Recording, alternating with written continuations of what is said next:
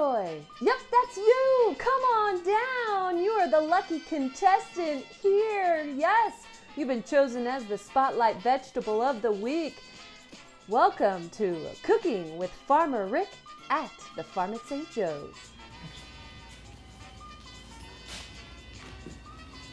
Bok choy.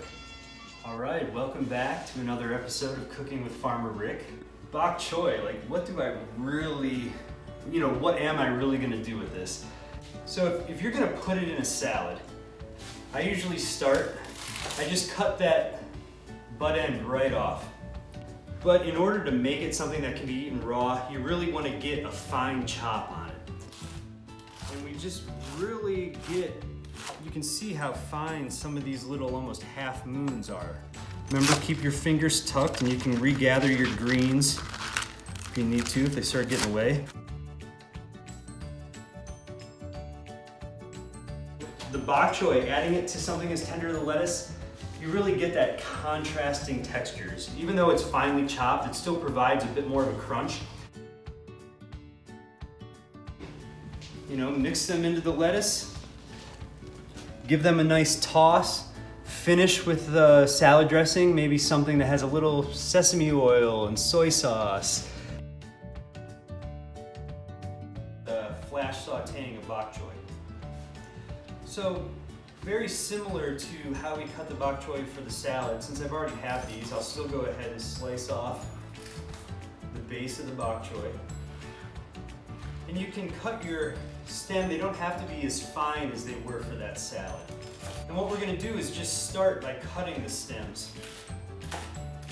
Because what you'll see is we're gonna end up cooking these stems, sauteing them through with onion. And if you still have any of that green garlic from your share, this is a good way to use that. And so we'll take that green garlic, let me get that bok choy out of the way. Take that green garlic and just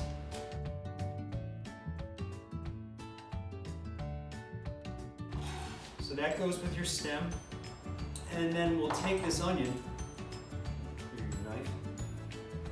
This is a half an onion here that we have that still has its peel on it. You just take the base of that too, set that aside, cut just a bit of the top off, and then that makes it very easy to peel. I made little slices right into that onion. And then I usually go right through the center, just like that, and I keep this back intact so it stays together.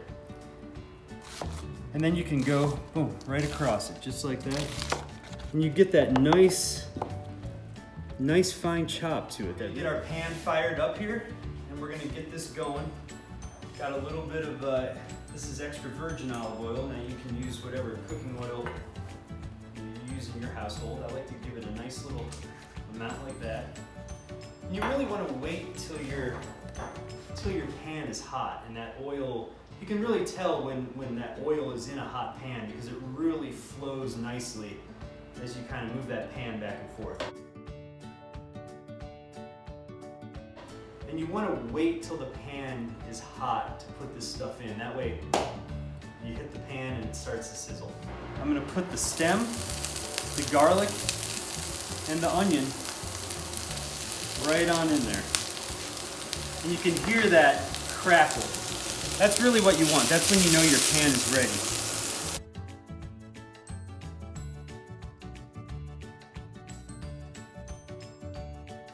And what we're looking for here is we want these stems to just start to give a little bit and they'll release some of their liquid. So really we're looking to get them tender because when we put the tops in, they're going to take a very short time to really wilt down to something that you're going to want. So meanwhile, while that's going, we'll just quickly, you can throw these greens right on in.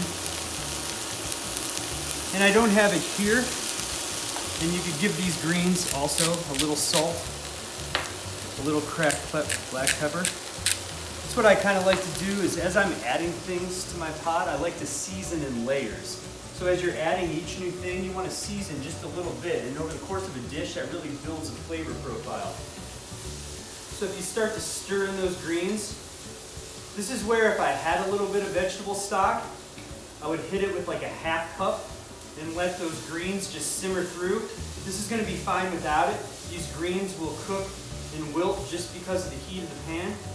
And you can even at this point go ahead and turn off the pan, turn off your burner, and the residual heat in that pan will finish wilting those greens.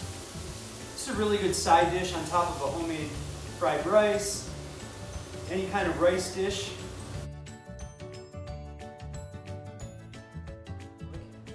This was just one bok choy, so you can see if you had two, it'd be a nice amount.